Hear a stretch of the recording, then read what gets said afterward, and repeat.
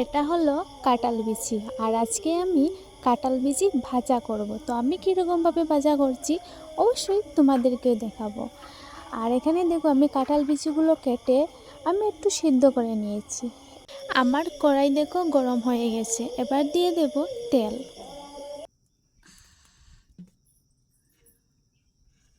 তেল গরম হয়ে গেছে, এবার দিয়ে দেব শস্য বাটা। তোমরা শস্য ছাড়াও রান্না করতে পারো, তবে আজকে আমি রান্না করব শস্য বাটা দিয়ে। আর এরকম রান্না করলে অনেক টেস্টি হয়। আর এখানে দেখো আমি শস্য বাটা দিয়ে দিয়েছি, এবার ভালো করে ভেজে নেব।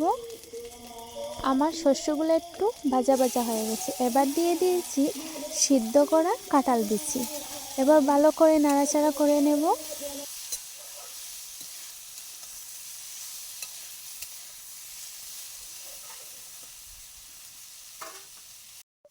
নিচে লেগে যাবে, তাই অল্প পরিমাণে দিয়ে দিলাম জল। এবার আমি একে একে সব মশলাগুলো দিয়ে দেব।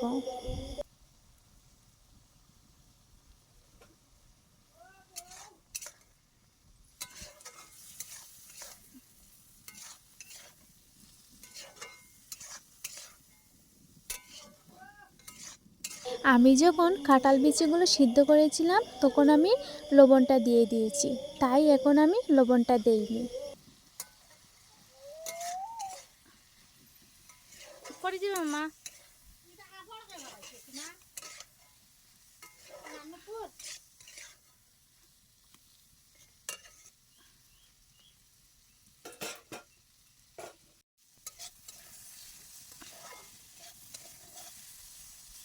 আমার কাঁঠাল বিচিগুলো প্রায় দেখো বাজা হয়ে এসেছে, আর একটু পরেই নামিয়ে নেব।